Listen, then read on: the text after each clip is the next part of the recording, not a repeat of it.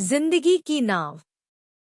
एक आदमी ने एक पेंटर को बुलाया अपने घर और अपनी नाव दिखाकर कहा कि इसको पेंट कर दो। उस पेंटर ने पेंट लेकर उस नाव को लाल रंग से पेंट कर दिया जैसा नाव का मालिक चाहता था।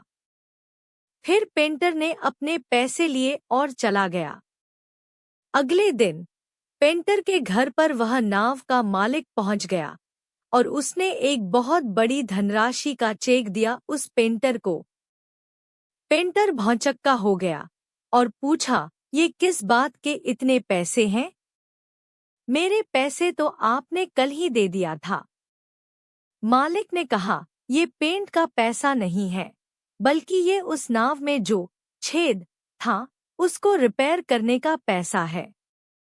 पेंटर ने कहा, अरे साहब, वो तो एक छोटा सा छेद था, सो मैंने बंद कर दिया था।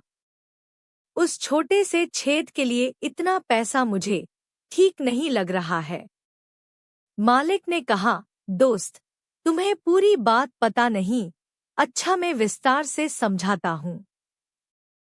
जब मैंने तुम्हें पेंट के लिए कहा तो जल्दबाजी में तुम्हें ये बताना भूल गया कि नाव में एक छेद है, उसको रिपेयर कर देना। और जब पेंट सूख गया तो मेरे दोनों बच्चे उस नाव को समुद्र में लेकर नौकायन के लिए निकल गए।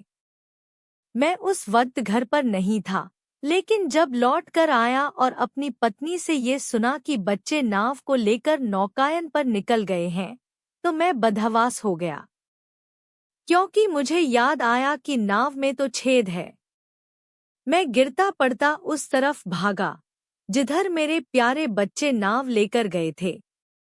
लेकिन थोड़ी दूर पर मुझे मेरे बच्चे दिख गए, जो सकुशल वापस आ रहे थे। अब मेरी खुशी और प्रसन्नता को तुम समझ सकते हो।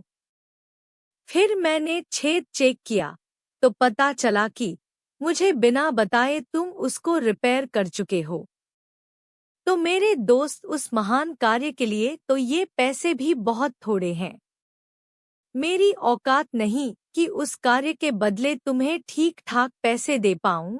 जीवन में भलाई का कार्य जब मौका लगे हमेशा कर देना चाहिए, भले ही वो बहुत छोटा सा कार्य ही क्यों न हो, क्योंकि कभी कभी वो छोटा सा कार्य भी किसी के लिए बहुत अमूल्य हो सकता है।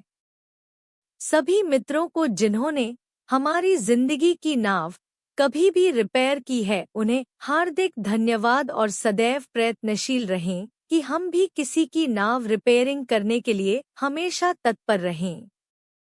आपको कहानी अच्छी लगी हो तो चैनल को सब्सक्राइब करें और लाइक करें। धन्यवाद।